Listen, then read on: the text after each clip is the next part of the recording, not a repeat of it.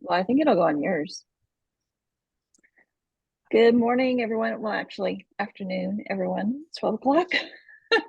Not really morning. We are finishing up our book club today, The Self-Aware Leader. This book is incredible. It's challenging. It's chock full of just really great information as far as growing as a leader, and excited to finish up chapters 10 through 12. And we are recording, so everyone else can tune in later. Hopefully you're finishing up the book with us. And I don't know about y'all, but I need to read this again or listen again. It was just so good.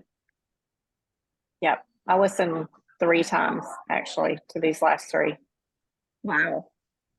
Yeah. because I don't normally do that. I know you're supposed to, but I was like, man, I need to hear this 3 times. So good. Yeah. Well, let's jump into chapter 10. Were you going to say something, Brandy? I was just going to read the questions. Okay, go ahead. Okay. There's a couple of questions for chapter 10. It's how successful is my team? In what ways should I take responsibility for their shortcomings, and how can I help them improve? And how should I become a better leader? It's a lot of questions. So first of all, like, how successful is your team?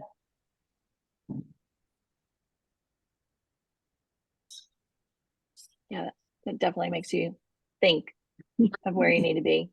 I loved in chapter 10, it was talking about, it made a reference to health and how your parents' health is kind of passed down to you, for a normal basis. Not everyone, of course. But and sometimes your parents' health makes you kind of wake up like, I don't want to be like my parents' health. But also he also compared that as a leader. Like, if you're doing well as a leader, if you're leading a healthy team, then your team should also be healthy. If you're developing new leaders, it says the key to profitability, but also very satisfying and feeling like you've left a legacy. Yes. I love how he said that he turned down certain things over the years, so that he can be a better leader and not just, for personal gain. And I thought that was pretty profound. It kind of makes me think about contests sometimes, and how sometimes we can be so focused on, just winning a contest personally, that we forget what we could be possibly doing to our team. Nothing against contests. Like, I think they're great, but we got to look at the long term, like, what are we doing long term to our teams? And because we want to, like he said, build a legacy and not just have personal gain all the time. Yeah, I think it's sometimes because I think you feel you want to focus on what you can control. And when it's your team, you can't necessarily control what they're going to do. So it's like, just even thinking about the Leaders Retreat contest, I saw on the Jewel page, I saw someone ask, how can I make it in 1 month? And she was specifically asking for herself. And they're like, well, you can add, I think they said like 25 people. And I'm sitting here thinking, yeah. And I'm like, I don't know, that right there is, instead of thinking, okay, who can I help, get there? And that's what's going to get me there. Instead of also thinking so quickly, like, I need to do it this month. Like, you're going to do it this month, probably, if you're helping get new silvers and senior silvers and golds, not just, I'm going to add as many people as I possibly can. Now, it's different when you're obviously a newer ambassador and you don't really have a team to, you know what I mean? Like, you're probably going to be adding a bunch of your own anyways. But anyways, it just got me thinking about that. Right. Yeah. As a Joel, should definitely be thinking about helping your team win it, not necessarily or earn it, Yeah. He asked the question, or he said, strong leaders are focused on their team. And he said, is it going to get any better, or is this as good as it gets? And he was just talking about being a self-aware leader. Like, do you want it to get better? And how are you, kind of changing that up? And then there were 4 questions underneath that. Like, this chapter was so filled with stuff. Did y'all write those down? Yes.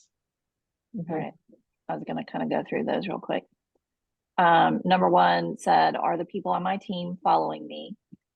are they going somewhere and persuading others to go with them? And then it said, when trust is present,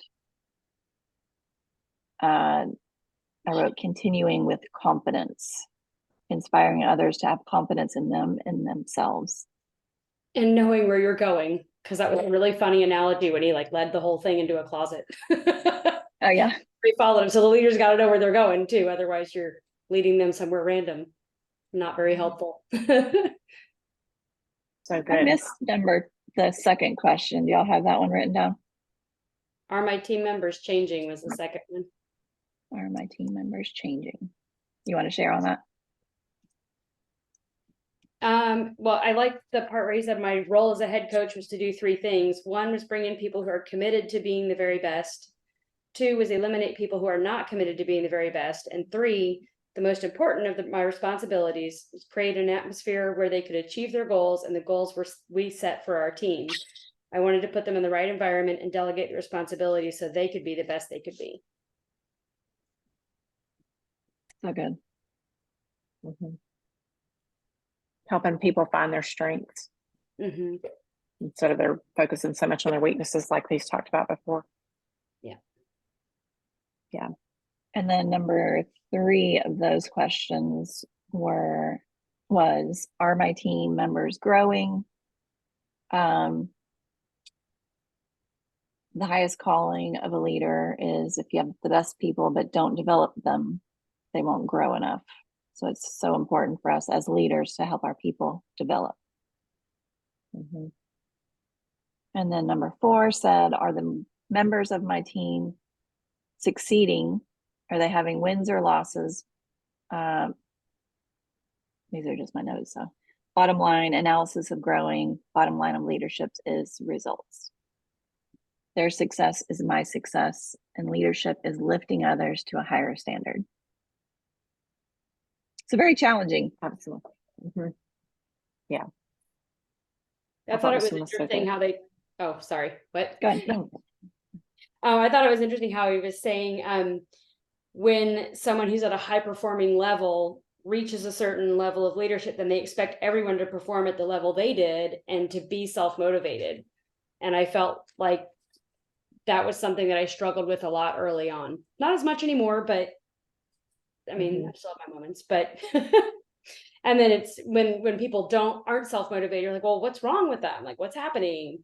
And really it's more of like, okay, have I given them the right tools? Have I, pushed them out of their comfort zone enough, whatever, but it's just a different thought process, but you can't expect people to do what you did. No, because most people won't.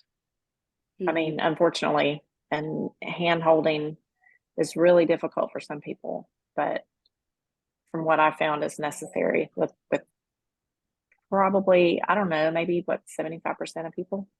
You're gonna have that like small group of people that are going to be self-motivated all the time, but other people need to be handheld, challenged constantly, really. Yeah, I think it really has a lot to do with their really helping cast that vision too, and helping them really dig deep to find that why. So asking all the right questions. You can do it at the beginning, but they may not really know at that point. I just had a call with someone who said she wanted to share last week, and right now her mindset is I'm just wanting to get my products covered. So that's where I'm starting with her. But I know that we're going to have to, if we get our products covered, okay, where do we go from there? And your why is going to change, and she might get more excited about it, because I also asked her if she'd be interested in going to Dominican Republic with me, and she was like, of course. So but she only wants her products covered, so it's like obviously there's probably some more to it. So I think it really has to do with just always encouraging and pouring that belief and love into them, because I think, just like I remember, and I think I may have even brought it up on these calls, but I just remember the first time you told me, Brandy, Julia makes this much money. And I was like, congrats for her. Like, that's awesome. Because I didn't have the belief that I could do that, and I think that that's what it is. It's like, until they actually start posting and doing the things that you're sharing with them, and seeing a little bit of the results to say, oh, wait, I can do this, or wait, people do need these products or this opportunity, will things start to change. But you have to, like you said, handhold them, talk to them on a regular basis, get on calls with them, and ask them the right questions. And show them what's possible. Absolutely. So should I we move remember on that. to chapter 11? Are you have anything else to share on there? Did we get to chapter 11? Oh, you're saying on chapter 10. No, I'm good. Did you have something else, Brandy? No, I was just going to say, I remember that conversation like it was yesterday with Randy. Yeah. Okay, chapter 11 is called Take the Long Road That Leads to Higher Leadership. The first thing I wrote down was choose to do difficult things first.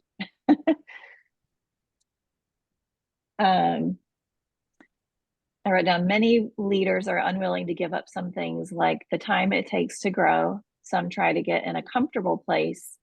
And he talks about a lot of times you might do a climb and then you might get to a plateau, and some people stay at that plateau and just to choose to kind of sit there and still continue to do things but get comfortable there. And then some choose to maybe stay there for a short time but then get ready to climb. And he was just talking about making better choices, and he gave a whole list of things. I don't know if y'all wrote down all of them. I started to write. I think I got most of them down. I think there were nine or 10 of them. I got 8 of them down.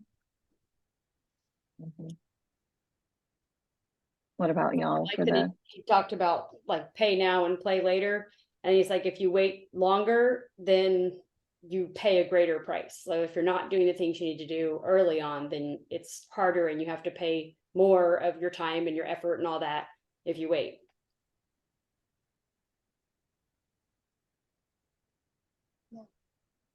Do y'all want to go over the list of 9 things real quick? They're kind of just statements. If y'all want me to read them real quick. Number 1 said, choose accomplishment over affirmation and praises.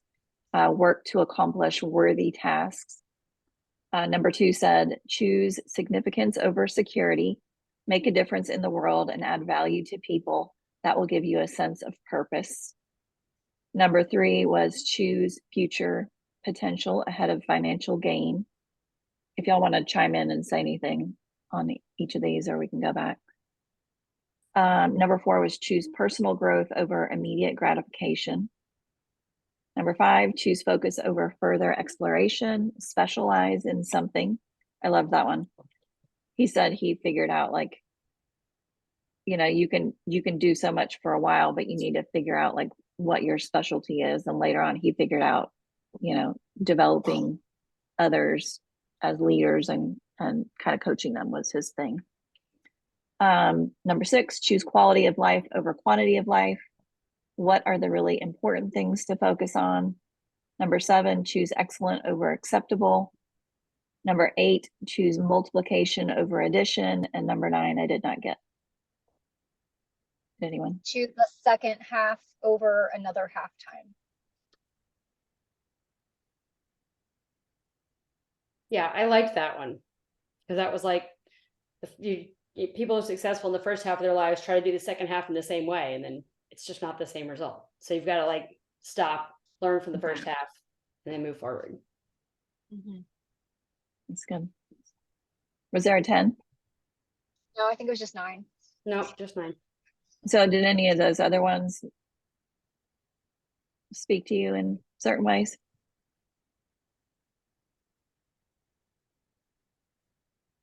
I liked the one about choosing significance over security and making a difference in the world, adding value to people. Because if we do that, that's going to create a business and a leadership style that really helps people get engaged in their business, what they're doing, having that purpose instead of just making money. I feel like that is creating a really strong business. I like the choose quality over quantity of life. Me too. Carve out more important things in your life. I think that's kind of that's a hard thing. And I got to thinking too, that's one of those things where I always have to focus on, even when it comes to like posts. Like it needs to be a quality post, or that I don't need to have so many followers, right? Like it's quality, it's the relationship, the connection, right? Over like, oh, I just gained this many likes or this many, followers from this. Right. And even in your leaders, like if you're building quality leaders, you really don't need as many. It's not like you need to have a bajillion leaders that are just doing a little bit, like, but if you're creating really quality leaders and kind of training them and pouring into them, you really don't need as many because they are duplicating. Yep. Even recruiting. Yeah. Definitely quality people over recruiting, 20 people in a month or whatever. I mean, that's great sometimes, but to be able to take time with each one of them to be able to, talk them through their products or talking into posting, that kind of thing. So, yeah. Yeah, I think that's like more when he was talking about, or that was reminding me when he was talking about choosing multiplication over addition, like leaders who help leaders versus someone who's maybe just adding, and that's it. They're not really doing much. Yes. Yeah. Questions at the end. Where am I currently taking the shorter or easier road instead of making more difficult choices that is like the more difficult choice that is likely to help my team or make me a better leader in the long run? Anybody answer that?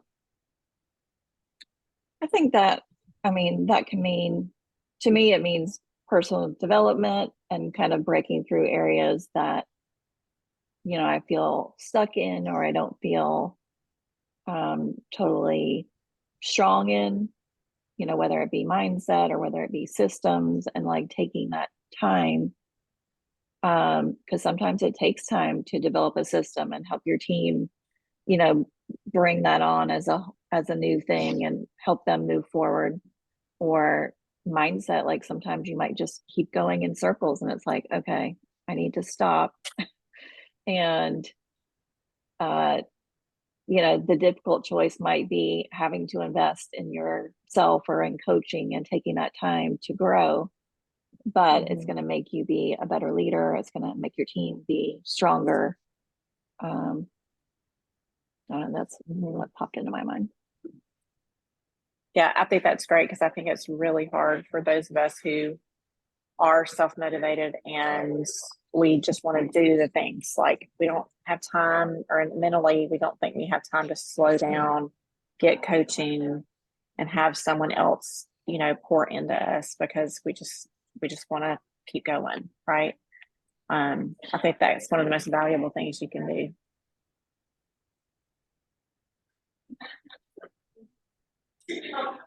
That was all I had for chapter 11. Anyone else?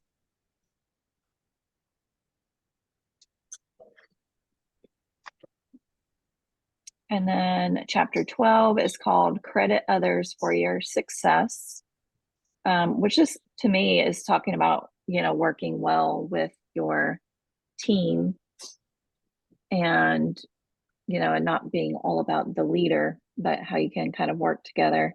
And he referenced working on the Prince of Egypt and like what they all accomplished together, and all their pieces kind of came together, and it was, kind of a beautiful thing. And everyone had like their small part. And then it said, I wrote, what can I accomplish with others? Can y'all hear me? Yep. Okay, my AirPod just died.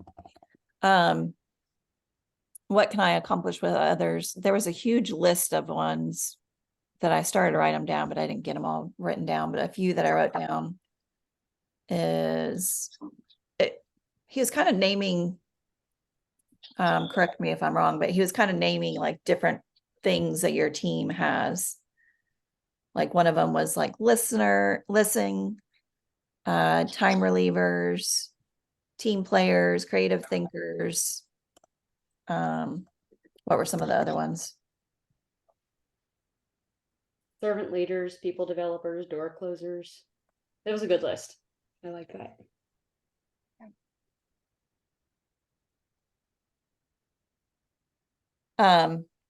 That just made me think of like, as you're developing your team, it's so important for us to get to know our people, our team, members, ones that are showing up, like find out what their gifts are. And Brandy and Randy and I were just talking about this recently on a call together, on a planning call, and just talking about like, how can we help our teams not only just continue, doing what they're doing, but, stepping up and using their gifts and their things that they're strong in, and have them share it with others. Mhm.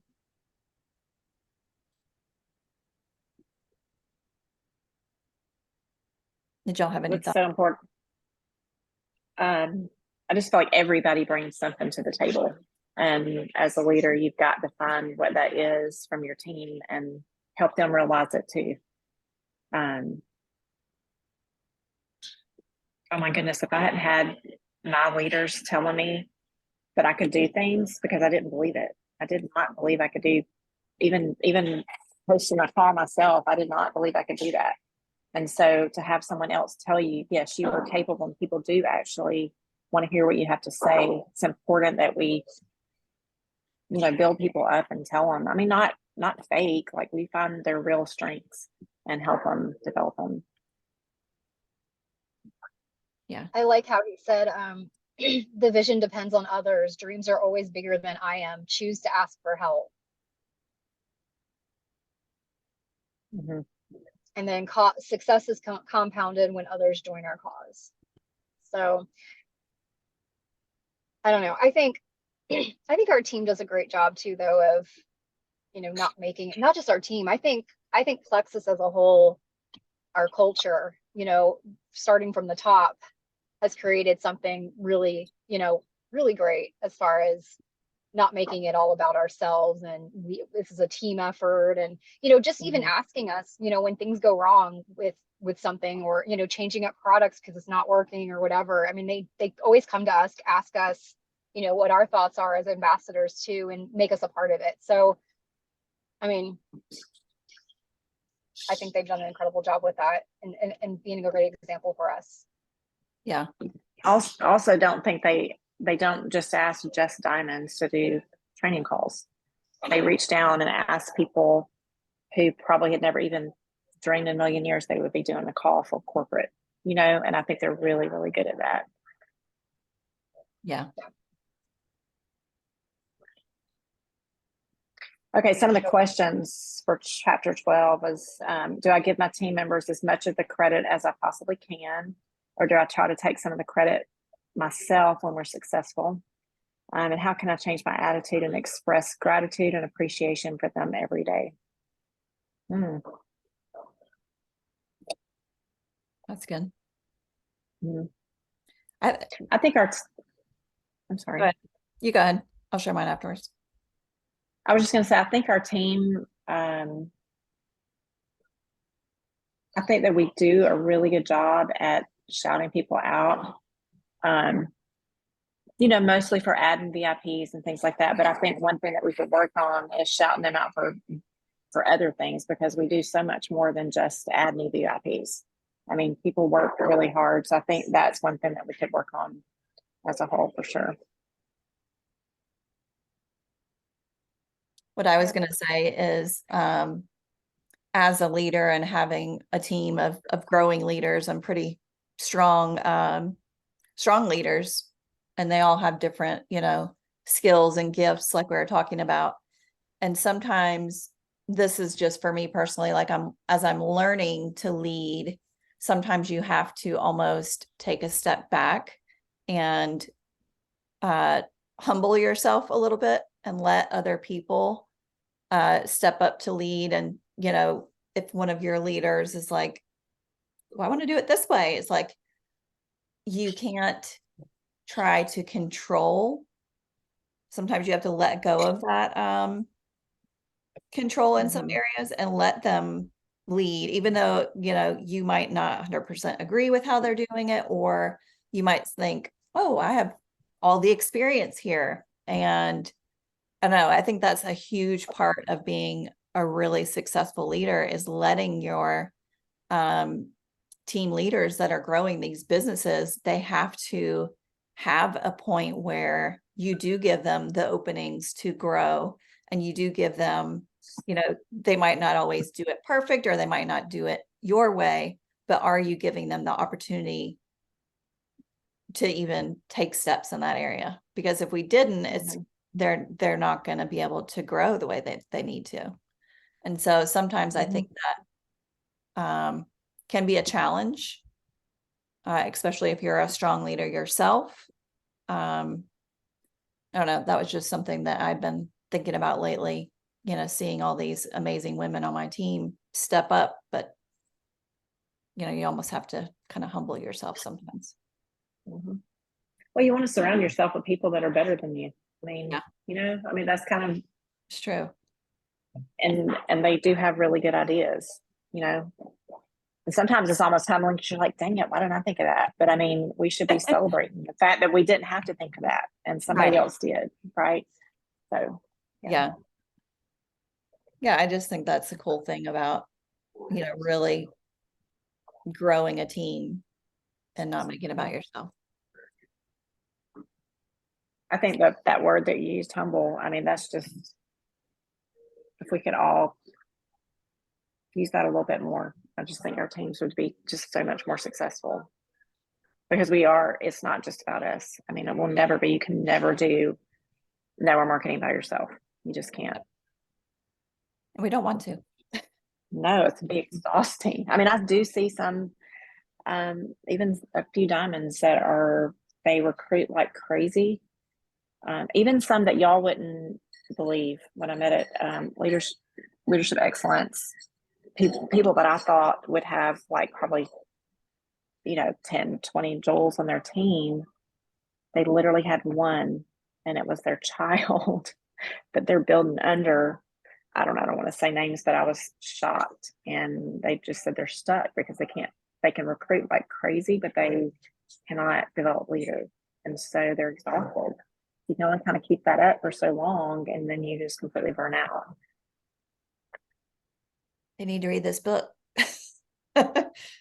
Right. Yeah. I feel like this book would almost be like listening to it if you don't have it on Audible, or if you're not like an Audible, because I like podcasts, but I feel like this could be continually on repeat and just making you kind of, even quarterly or something, like, this is what I do. This helps me refocus. Just re-listen to this book. Yep. So there Anybody else have anything to add? Okay. Well, there are a couple other questions at the end. If one of y'all want to read those.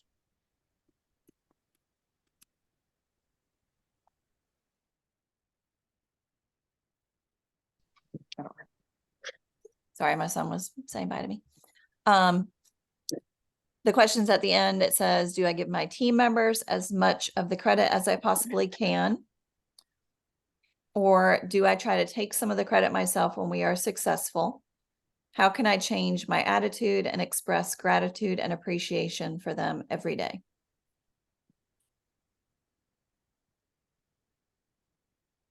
Well, like Brandy said, I think we do a pretty good job, but we can also be shouting them out for things that aren't related to recruiting and prizes and, whatever they've earned and stuff like that. Shouting them out for being consistent, or for being super excited, like super coachable. Yeah, it's true. Or all the work it took for them to finally get that one new VIP, or to help, someone else rank up, even though maybe they didn't even recruit one person that month. Because it's a lot of work. It's not always about that's the new shiny thing, is getting that new VIP, or getting your 3 for the month. But sometimes it's you've been working really hard maybe coaching, maybe you set up a bunch of coaching sessions that month, you know, and so, yeah.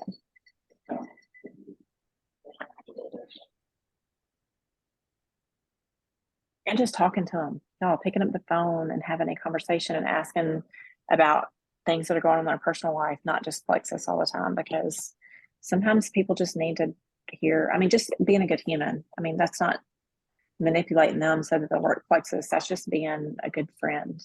Yeah. To somebody. Not wasting 2 hours on the phone. That's not what I'm saying, but just continuing to build those relationships. I agree.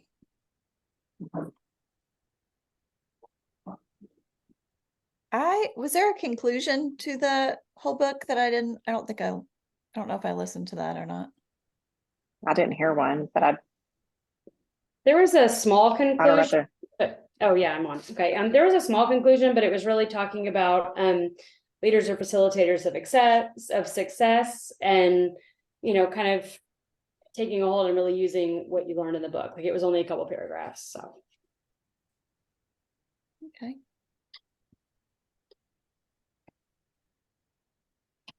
Well, I think that was an awesome book. I don't know if did we decide what we're gonna do next? I don't think for sure. We No, discussed not it. for But sure. I had brought up 2 books, but they're not off the top of my head right now. One was Millionaire by Halftime, then the other one was I think it was it like 7 highly effective habits or something, or that doesn't sound, I can't remember. I'll have to Some bring it people up when I mentioned, I heard other people mention high performance habits. That's what it was. It was High Performance Habits. Yeah. It's another book, just like what is it called? Atomic Atomic Habits. Habits. Yeah. I think that would be good. I have that one and haven't really dug into it. And I've actually been wanting to, but I heard also the Self-Made Millionaire was really good. Didn't y'all say that one's really short? Millionaire by Halftime. Yeah, it's supposed to Yeah, be Millionaire by extremely short. Halftime. Yeah, it's supposed to be a really easy read. I read it a long time ago, so, and I think I may have sent it to somebody because I can't find it anywhere. hey, y'all, I have to hop off. Gotta go Okay. back. So, All right. so I'm good with whatever. Okay. Bye. Okay. Thanks, guys. Bye. Bye. Bye.